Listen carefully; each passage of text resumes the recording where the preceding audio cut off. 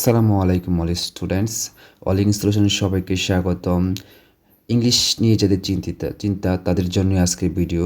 SSC পরীক্ষাতে 2025 যারা ইংরেজি পরীক্ষাতে কীভাবে কীভাবে ভালো মার্ক করবা বা কীভাবে ইংরেজিতে সারা বছর পড়ালেখা করো না তেমন ভালোভাবে কীভাবে এখন পরীক্ষার মধ্যে নাম্বার তুলবা পাস মার্ক, বা যারা ইংরেজিতে দুর্বল ভয় পাও ইংরেজি নিয়ে তাদের জন্য আজকের ভিডিওটি। তোমাদের ভিডিওটি শেষ পর্যন্ত দেখবা, গুরুত্বপূর্ণ পরামর্শ পাবে ভিডিওর মধ্যে। কীভাবে তোমরা সহজেই কোন জায়গা থেকে পরীক্ষার মধ্যে নাম্বার তুলতে পারবা এবং কীভাবে পরীক্ষা দিলে স্যারের কাছ থেকে সহজে নাম্বার নেওয়া যায় সেই সম্পর্কে আজকে আমাদের ভিডিওটি আলোচনা করা হবে।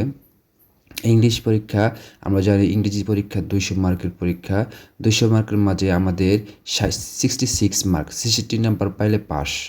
তো আমরা ভিডিওর মধ্যে আলোচনা করব কীভাবে তুমি 100 মার্ক তুলতে পারো। ঠিক আছে, 100 মার্ক চিন্তা করে তুমি একটু মোটামুটি ভালো মার্ক পেতে পারো। তাও আমাদের দেখতে হবে কিভাবে আমরা ভালো মার্ক তুলতে পারি সহজেই।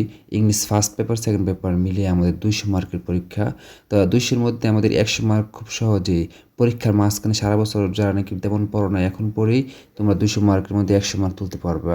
দেখো, নাম্বার 1, আমাদের এক নঙ্গে যেটা থাকে ইংলিশ ফার্স্ট পেপারে, প্যাসেজ থেকে চুজ দ্য কারেক্ট আনসার করতে হয় ফ্রম অ্যাট ফলোইং অ্যাল্টারনেটিভ। এটা তোমাদের পরীক্ষার মধ্যে এখানে তোমাদের কমপক্ষে 5 নম্বর দরবার। ঠিক আছে, 7-এর মধ্যে যারা নাকি দুর্বল তাদের জন্য বলতেছি, এখানে 7-এর মধ্যে তুমি 5 নম্বর পাওয়ার মতো অ্যাবিলিটি তুমি করতে পারো জাস্ট প্যাসেজ থেকে। আর তোমাদের এটা অনেক সহজে বন্ধুদের হেল্প নিতে পারো দরকার পড়লে।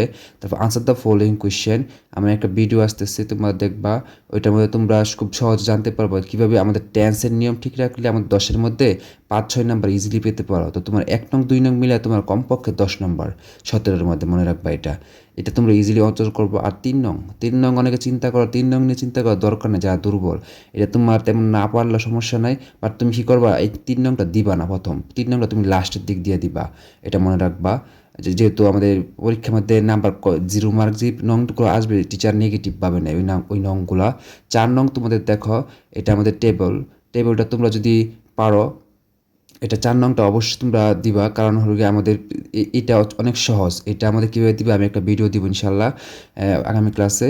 তারপরে 5 নং সামারি নিয়ে আমার কাছে অলরেডি 2টা ভিডিও আছে। 2টা ভিডিও দেখলে যে কেউ সামারি ভালোভাবে লিখতে পারলে তুমি 8 নং পাবা। তুমি যদি মোটামুটি মুখস্থ করে লিখতে পারো তুমি কমপক্ষে 6-7 নম্বর লিখতে পারবা। তো এখানে আমাদের দেখো, তারপর আছে আমাদের ম্যাচ দ্য টেবল, এটা লাল কলম দিয়ে লাল দেওয়া আছে, এটা তোমার না পারলে না দিবা, এটা লাস্টে দিবা। কারণ এই নংগুলো তোমাদের ভুল হইলে তোমার একবার 0 আসলে টিচার নেগেটিভভাবে নিবে। রিয়ারেন্স অবশ্যই পুরো ক্লাসের মধ্যে হেল্প নেওয়া যায়। রিয়ারেন্স তোমরা 8 নম্বর অবশ্যই রিয়ারেন্স হয়ে গেলে তোমার ইংরেজিতে পাস করে কোনো চিন্তা করার দরকার নাই। তারপর আছে রাইটিং পার্ট খুবই গুরুত্বপূর্ণ। আমার অলরেডি 4-5টা প্যারাগ্রাফ দেওয়া আছে। এই 4-5টা প্যারাগ্রাফের মধ্যে অবশ্যই কমন পাইবে, কারণ মাল্টিপল প্যারাগ্রাফের মধ্যে প্যারাগ্রাফে সাজেশনও আছে। তারপর কম্পিটিং স্টোরি একটা ভিডিও আছে, ওইটা দেখলে তোমার কমপক্ষে তুমি 7-8 নাম্বার ইজিলি পাবা ইনশাল্লাহ, যদি লিখতে পারো সঠিকভাবে। বাট না লিখতে পারলে তুমি হয়তো বা মোটামুটি লিখতে পারলে 5-6 নাম্বার তো পেতে পারো। রাইটিং পার্টে তোমার 50 মার্ক ফার্স্ট পেপারে 50-এর মধ্যে তুমি 25 থেকে 30 মার্ক সহজেই পেতে পারো, এটা মনে রাখবা। আর দেখো এখানে গ্রাফ অ্যান্ড পাই চার্ট, এটা অনেক সহজ 10 নম্বর। এটা তোমার জাস্ট 2টা ভিডিও আছে আমার চ্যানেলে, দেখলে তোমরা কি অবশ্যই তোমার পাই চার্টে তোমার যদি ভালো লিখতে পারো তুমি 8 নম্বর অ্যাবিলিটি রাখবা। বাট খারাপ লিখে তুমি কমপক্ষে 5-6 তো পাইবা, এটা মনে রাখবা তোমরা। ইনফর্মাল লেটার, এটা আরও সহজ একটা জিনিস, ইমেল। জাস্ট তুমি 2টা ভিডিও দেখো, জাস্ট নিয়মটা শিখে নাও কীভাবে লিখবা, তাহলে তোমার টিচারে তোমার নাম্বার কি 10-এর মধ্যে 5-6 নাম্বার দেওয়ার মতো রাখবে। ডায়লগ, দুই বন্ধুর মধ্যে কথোপকথন অথবা লাইব্রেরিয়ান অথবা স্টুডেন্টের মধ্যে কথোপকথন, এগুলা তোমার দেখো জাস্ট রাইটিং পার্টগুলো তুমি পরীক্ষার মধ্যে ইংরেজি প্রথম 4 দিন বন্ধ পাচ্ছ।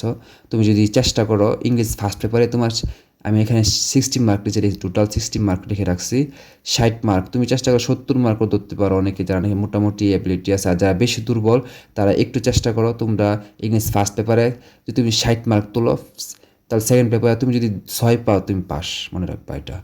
জাস্ট তোমার কি 66 পেতে হবে 2 বিষয় মিলে। এখন তুমি যদি ফার্স্ট পেপারে তুমি কী করলা 70 পাইলা, সেকেন্ড পেপারে তুমি 1 পাইলে তুমি পাস, মনে রাখবা এটা। আর জাস্ট সেকেন্ড পেপারে অ্যাটেন্ড করতে হইব, তুমি 66 পেয়ে ফেললে। সেকেন্ড পেপারের ক্ষেত্রে দেখো 1 নং তোমার ফিল ইন দ্য ব্লাঙ্কস, তোমার এটা অনেকেই পারো না, ঠিক আছে? এগুলো দিবা না প্রথম অবস্থায়। যেগুলো নাকি পারো না, বিশেষ করে যেগুলো নাকি একবারে মনে হয় যে 0 পাইবা, যেগুলো যে অঙ্কগুলো কঠিন, এই অঙ্কগুলো তুমি প্রথম দিবা না। এতে করে তোমার টিচার তোমার কি হবে যে 0 মার্ক পাইলে ওই অঙ্কগুলো টিচার মানে তুমি গাধা স্টুডেন্ট। বুঝতে পারছো? ডাইরেক্ট কথা বলতে গেলে, খাস সঠিক গ্রামের ভাষা বলতে গেলে তোমার কী করতে হবে, যে দেখো 1 নং 2 নং এর মধ্যে তুমি যদি না পারো ভালো করে, 3 নং তোমার যদি টেবল পারো দিবা, না হলে পরে দিবা। এই নংগুলো তুমি কী করবা, তুমি 1 নং 2 নং 3 নং 4 নং দুর্বল যেহেতু ন্যারেশন হতে হবে, তেমন পারো ন্যারেশন পারলে দিবা, না হলে পরে রাখবা।